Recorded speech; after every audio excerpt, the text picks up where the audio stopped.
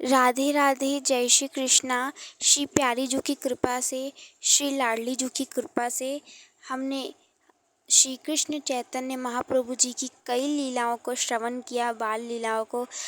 आज श्री कृष्ण चैतन्य महाप्रभु जी के चरित्र का भाग 7 है।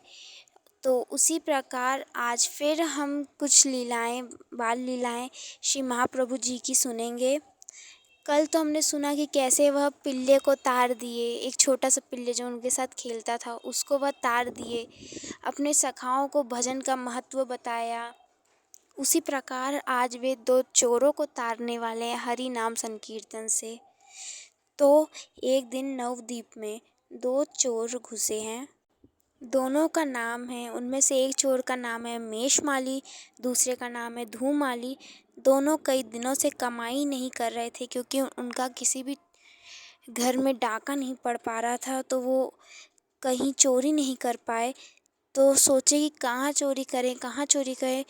तो सुबह सुबह नवद्वीप का तट, गंगा तट पे सोच ही रहे थे कि कहाँ चोरी करें। तो वहीं सामने से सखाओं के मंडली के बीच हमारे श्री गौर महाप्रभु जी हरि बोल संकीर्तन कर रहे थे। उछल उछल के छोटा सा बालक उछल उछल कर हरि कीर्तन कर रहा है।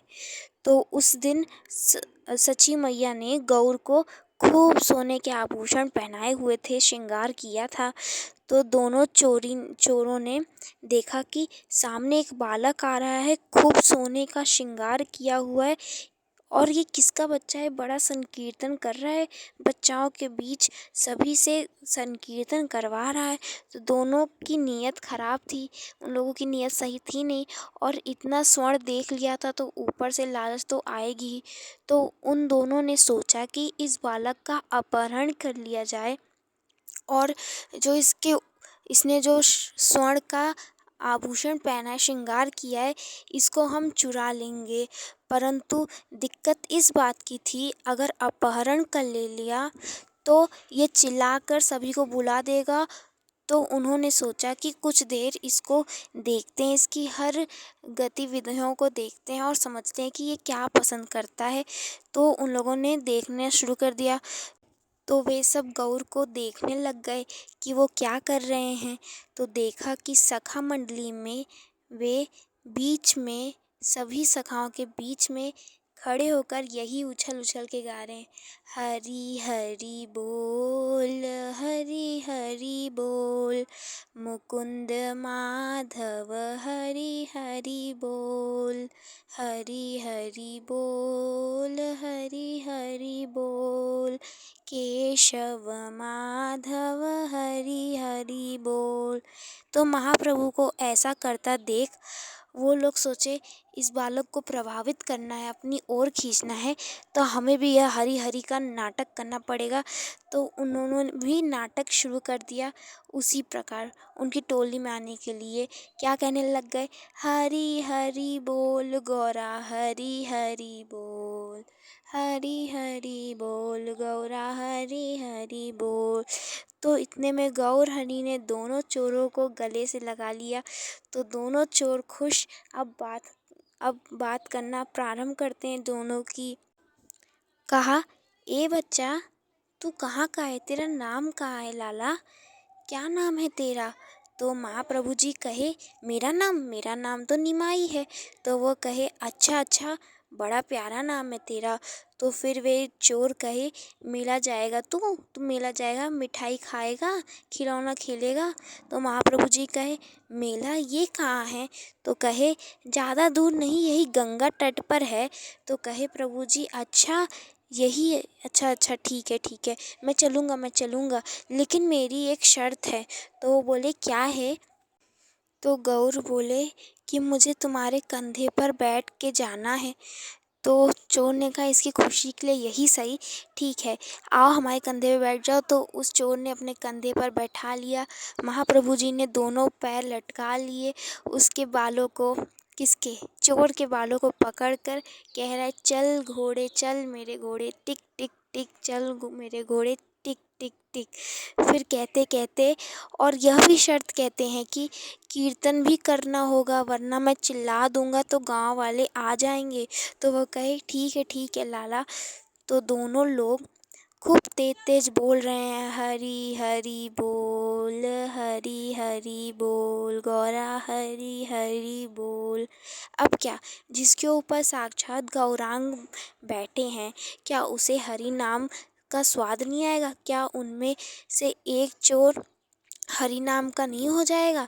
अब वो सिर्फ हरि हरि ही रट रहा है और दूसरा चोर कह रहा है, अरे इसको वहाँ लेकर चलना है। तो कहाँ को ले जा रहा है? लेकिन वो तो हरि नाम में अलमस्त, वो तो कह रहा है, भाई अब मेरी इच्छा नहीं हो रही इसके आभूषण चुराने के लिए की, इसलिए वो तो लाला को इधर उधर लेके हरी हरी बोल कह रहा है। दूसरा चोर उस गौर को अपने कंधे पे बैठा लेता है। तो गौर ने दूसरे वाले पर भी कृपा कर दी और वो भी हरि नाम में अलमस्त और हरि नाम में पागल पागल घूम रहा है। भूल गया कि किस लिए बालक को उठाया था। और अब संध्या होती है। जहाँ से उन दोनों चोरों ने बालक को उठाया था, को उठाया था, वहीं नवद्वीप के घाट पर, वहीं नवद्वीप में छोड़ देते हैं।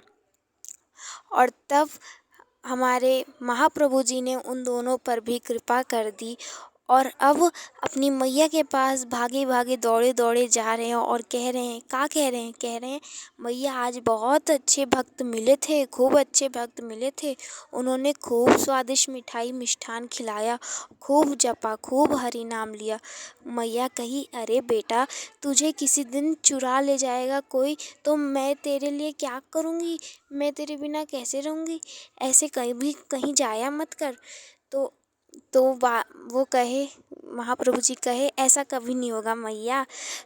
तो ऐसी कृपा की महाप्रभु जी ने उन दोनों चोरों पर। तो ऐसा हुआ। फिर वह दोनों चोर ना महाप्रभु जी को, जब महाप्रभु जी सखान के साथ खेलते रहते हैं तो वह छिप छिप कर उन महाप्रभु जी के दर्शन करते हैं और चोरी चोरी उनकी हर बातों को हरि नाम संकीर्तन सुनते हैं। और चोरी उन लोगों ने तो छोड़ ही दी। तो ऐसे महाप्रभु जी खूब लीलाएं करते हैं गंगा तट पर सखान के संग। और वृंदावन दास जी कहते हैं कि गंगा तट पर भालू का मंदिर बनाकर वहाँ पर श्री ठाकुर जी को विराजते हैं, श्री गौरांग महाप्रभु जी। फिर सबको बुलाकर, सारे सखान को बुलाकर क्या कहते हैं, आओ मेरे साथ सीखो कि कैसे भगवान की पूजा करते हैं, कैसे ठाकुर जी को भोग पधराते हैं, ऐसे ऐसे करते हैं, कैसे सेवा करते हैं। ऐसी अनेक लीलाएं महाप्रभु जी करते हैं। तो एक लीला आती है, एक तीर्थयात्री जो तीर्थ यात्रा करते थे, सत्यभानु उपाध्याय, ऐसा लिखा है। तो एक दिन वे पैदल पैदल नवद्वीप आए। इतनी सुंदरता देख वहाँ की उनका मन आ गया कि यहीं पर रुक लेते हैं, आज यहीं वास करेंगे। तो सवेरे सवेरे आए थे। तो उसी समय श्री जगन्नाथ मिश्र जी स्नान करने के काजे वहीं से जा रहे थे। उनका ध्यान पड़ा कि कोई तीर्थ यात्री बैठा है और यहाँ का तो लग नहीं रहा है। तो गौर जी के पिता गए उन विप्र यात्री से कहा कि आप यहाँ के तो नहीं लग रहे देव। तो वो कहे कि हाँ, मैं एक तीर्थ यात्री हूँ जो इधर उधर भ्रमण करता रहता है। तो श्री जगन्नाथ मिश्र कहे, फिर तो आपने तो कभी तक कुछ खाया ही नहीं, पाया ही नहीं होगा फिर। तो वह कहे कि हम लोग कभी खाते हैं, कभी नहीं खाते, कभी दूध पी के रह लेते तो कभी फल खा के, हम तो ऐसे ही रहते हैं, हमारा ऐसे चलता है। तो श्री मिश्र जी कहे, तब तो आप नए नए आए हैं नवद्वीप में, अब आप तो हमारे लिए अतिथि हैं, आइए हमारे यहाँ सेवा सत्कार को लीजिए और हमारे यहाँ की प्रसादी ज़रूर पाइए। हम बड़े शुद्ध तरीके से रहते हैं, आप संत देव हमारे घर पधारेंगे तो हम धन्य हो जाएंगे। तो संत देवता कहते हैं कि मैं आपके प्रसाद का तिरस्कार नहीं करता, मैं आदर करता हूँ, लेकिन हमारा एक नियम है कि हम खुद बनाते हैं और फिर उससे भोग लगाकर अपने ठाकुर जी को तब पाते हैं। तो श्री जगन्नाथ मिश्र कहे, तो बड़ी बात क्या है, मेरी गृहिणी आपको कच्चा सामग्री दे देगी, आप हमारी रसोई में पका लीजिएगा तो और भोग लगा के पा लीजिएगा। तो ऐसा सुन के वह कहे ठीक है, और फिर घर चले, उनके वहाँ चले गए। तो श्री जगन्नाथ मिश्र ने कहा कि ए सची, बड़े सिद्ध संत देवता आए हैं, तुम इनको कच्ची सामग्रियाँ दे दो और स्वयं अपना पका लेंगे वे। तो मैया ने गोबर से लेप दिया। पहले के समय में जो रसोई होती थी वह मिट्टी की होती थी, जिसे लोग गोबर से लेपा करते थे, तो वे गोबर से लेप दी। तब संत देवता कई सारे व्यंजन को पकाते हैं, दाल, चावल, रोटी, कढ़ी और आदि बनाई और बनाकर अपने शालीग्राम को भोग पधराया, तुलसी पत्र को अर्पित किया। और वे संत देवता पद गा गा कर ठाकुर जी को पधरा रहे हैं, बड़े सुंदर सुंदर पद गा कर भोग लगा रहे हैं, कह रहे हैं जल्दी जल्दी आओ मोहन और भोग लगाओ रसिया। अब रसिया तो घर में ही बैठे थे, तो देख रहे हैं कि इतना रो रो कर बुला रहा है, अब तो मुझे जाना ही होगा और भोग लगाना ही होगा। तो धीरे धीरे ठाकुर जी उस संत देवता के भोग के पास पहुँचे और सारा भोग लगा लिया। थोड़ा चावल की खीर, तो थोड़ा रोटी, थोड़ी सब्जी, थोड़ी कढ़ी, थोड़ा दाल चखते। और जैसे संत देवता ने भोग लगाया और आखिरी पद गाकर आँख खोलने लग गए, तो देखा और तेज से बोला कि अनर्थ हो गया, हाय राम, अनर्थ हो गया। अरे इस बालक ने मेरी थाल झूठी कर दी, मेरे भोग की थाल झूठी कर दी। खूब तेज चिल्लाया। तो श्री जगन्नाथ मिश्र सची मैया दौड़े दौड़े पहुँचे और देखा कि गौर थाल को झूठ कर कर खूब तेज भागे हैं। उनके पीछे पीछे उनके पिताश्री भी भागे। तो मालिनी देवी ने पकड़ गौर को अपने पास रख लिया और गौर बचे। फिर सब संत देवता के पास पहुँचे और श्री जगन्नाथ मिश्र ने क्षमा मांगी और कहा कि ये बालक अभी अबोध है, अभी जानता नहीं है भगवान, इसे कुछ मत कहिए। तो संत देवता कहे कोई बात नहीं, बालक ही तो है, अब क्या ही कर सकते हैं। अब थोड़ा आप जल दे दीजिए, जिससे आपको किसी चीज़ का दोष ना लगे, किसी तीर्थ यात्री का दोष ना लगे, इसलिए आप थोड़ा हमको जल पधरा दीजिए। तो श्री जगन्नाथ मिश्र ने कहा कि नहीं भगवान, जल पीकर आप कैसे रहेंगे, मेरा कितना दुर्भाग्य है जो आप नवद्वीप में आकर भोग नहीं पा रहे, आपका भोग नहीं हुआ। देखिए हम एक बार सिर्फ आप और भोजन पका लीजिए, भोग पका लीजिए, फिर आप पा लीजिएगा उसे। हम सारे पात्र मार्जन कर देंगे, लेप लगा देंगे, फिर भोग आप पधराइएगा ठाकुर जी को, फिर पाइएगा। तो वो कहे कि नहीं नहीं। तो मिश्र जी कहे नहीं, आप एक बार पा लीजिए। तो संत देवता मान गए। तो सारा पात्र मार्जन किया, फिर नई सामग्री दी, तो संत देवता ने भोग बनाया, लेकिन इस बार कम भोग बनाया और गौर मालिनी देवी के पास ही थे, वहीं पे थे। तो अब संत देवता ने भोग बनाया और शालीग्राम को फिर से गान कर कर पधराया, तुलसी पत्र अर्पण करके पधराया और गान किया और महाप्रभु जी के कान में पहुंच गई। वो तो अंतर्यामी संत, उनको तो सभी पता है, तो उनके कान में आवाज़ पहुंच गई और गौर फिर आए, भोग लगा दिया। इस बार तो चिल्लाया खूब तेज संत देव ने। तो इस बार तो श्री जगन्नाथ मिश्र ने तो हाथ में लिया डंडा और दौड़े गए प्रभु जी के पीछे। प्रभु जी गंगा तट में गायब हो गए। और इस बार उनके पिताजी तो कह भी नहीं सकते कि आप तीसरी बार भी बना लीजिए।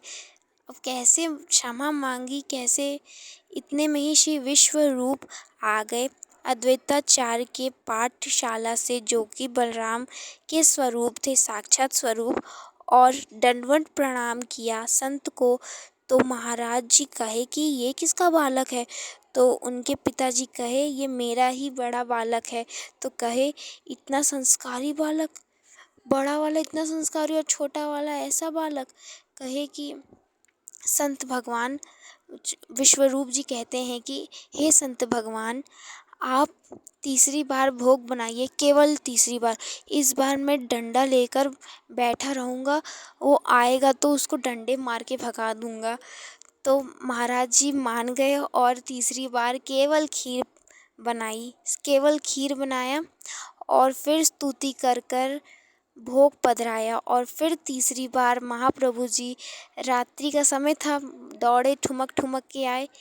तब सारे लोग सो गए, सची मैया सो गई, बाबा सो गए, विश्वरूप जी सो गए, सब सो गए। फिर ठुमक ठुमक कर आ गए गौरांग और लगा दिया भोग। अब जब आँख खोली और देखा, चिल्लाने को हुए ही थे तो गौर ने मुख पर हाथ रख दिया और कहे कि सुबह कैसे तुम कह रहे हो कि भोग लगाओ ठाकुर जी, भोग लगाओ ठाकुर जी। कैसे भोग लगाऊं? जैसे भोग लगा देता हूँ तो तुम चिल्ला देते हो। तुम क्यों चिल्लाते हो? और जब मैं भोग लगवाता हूँ तब तो तुम पाते नहीं हो। तो संत देवता कहे कि मैं तो गोपाल को भोग लगा रहा हूँ, तुम खा ले रहे हो। तब महाप्रभु जी ने कहा कि लग रहा है तुमने अभी तक मुझे पहचाना नहीं। तो संत जी कहे, कैसे पहचानेंगे तुमको? कौन पहचान पाएगा तुमको? मैं तो केवल तुम्हारा यश गान कर सकता हूँ, तुम्हारी लीला का गायन कर सकता हूँ, और क्या ही बताओ कर सकता हूँ, क्या ही कर पाऊँगा। नहीं पहचान सकता, मैं तुम्हें नहीं पहचान सकता। प्रभु तुम ही बताओ कि तुम कौन हो। हे नाथ प्रभु क्षमा करना, मैं आपको बच्चा समझकर बार बार आपको डटवाया। हे हे प्रभु मुझे दरस दो, दरस दो, दरस दो। इतने आग्रह पर श्री गौरांग महाप्रभु जी ने, श्री निमाई प्रभु जी ने अपना दिव्य रूप का दर्शन कराया। कैसा रूप? अष्टभुज रूप का दर्शन कराया, जिसमें उन्होंने 4 भुजाओं में क्या लिया था? उन्होंने 4 भुजाओं में शंख, चक्र और आदि चीज़ें ली थी, जो कि ऊपर थे, जो कि नारायण का स्वरूप था। बाकी के 2 में धनुष बाण लिया था और बाकी के 2 में उन्होंने 2 हाथों से मुरली को पकड़ा हुआ था, जिनमें उन्होंने अष्टभुज का रूप का दर्शन करवाया। किसको? उस विप्र यात्री को। उस पर इतनी कृपा की और वह यह दर्शन करते ही मान फूट फूट कर रोने लग गया। उसकी आँखों से पानी के फुव्वारे निकलने लग गए। आँखों का पानी रुकने का नाम नहीं ले रहा था, ऐसे बह रहे थे, बह रहे थे, बह रहे थे। तो तब उसने भगवान का एकदम सुंदर साक्षात्कार देखा, गौरांग महाप्रभु जी के साक्षात्कार देखा। बोले श्री गौरांग महाप्रभु जी की जय हो। और फिर गौरांग महाप्रभु जी कहते हैं कि अब तुम विवाह कर लो। तीर्थयात्री को कह रहे हैं कि अब तुम विवाह कर लो। तो वह कहता है, क्यों प्रभु? तो भगवान कहते हैं कि तुम विवाह कर लोगे, तुम्हारे जो वंशज होंगे वही मेरे नाम को आगे बढ़ाएंगे, जो मेरे कीर्तन को आगे बढ़ाएंगे, इसलिए तुम विवाह कर लो। तो वह बात मानकर विवाह करता भी है और यह साक्षात दर्शन हो जाते हैं। फिर भगवान लुप्त हो जाते हैं और सबकी नींद खुलती है और देखते हैं कि कहीं फिर से गौर भाग के तो चले नहीं गए। तो इस बार जो तीर्थ यात्री थे वो तो बड़े मज़े से जो खीर का भोग था उसे पा रहे थे। और अब जो सची मैया आई थी, जगन्नाथ जी बाबा आए थे, उनसे सबसे कहते हैं जो सुबेरे का भोग था, दोपहर का जो भोग था उसे भी लेके आओ, उस जूठन प्रसाद को भी लेके आओ, उसको भी मैं पाऊँगा, उसको भी मैं खाऊँगा, उसको भी मैं चाहता हूँ। तो कहते हैं नहीं नहीं भगवान, वो तो झूठा है, वो तो हम सब खा लेंगे। तो कहे नहीं नहीं वो मैं खाऊँगा। तो वो सब जिद के कारण मना ना कर पाए और सारा जो भी जूठन भोग जो गौर प्रभु जी ने चखा था वो सारा भोग दे देते हैं और वह पाते हैं। उस प्रसाद में वह लिपट लिपट के पा रहे हैं, उसे चेहरे पे लगा के पा रहे हैं, उसे अपने सीने पे लगा के पा रहे हैं, उसे पा रहे हैं, बस पा रहे हैं, बड़े श्रद्धालु रूप से पा रहे हैं। और आखिरी में जब जा भी रहे हैं तो यही कह रहे हैं, मैंने पा लिया, मुझे जो पाना था मैंने पा लिया, मैंने पा लिया। इस प्रकार हमने उनकी इतनी अद्भुत उनकी लीला देखी, उनकी कृपा देखी कि वह बाल लीला में भी कृपा कर रहे हैं, वैसे ही जैसे उन्होंने कन्हैया रूप में कृपा की थी सब पर। तो ऐसे हमने श्री कृष्ण चैतन्य महाप्रभु जी के बाल लीलाएँ देखी। कल हम और उनकी बाल लीलाएँ देखेंगे, फिर उनकी जब वह बड़े हो जाएंगे तब लीलाएँ देखेंगे। तब तक के लिए आप सभी को राधे राधे, जय श्री कृष्ण।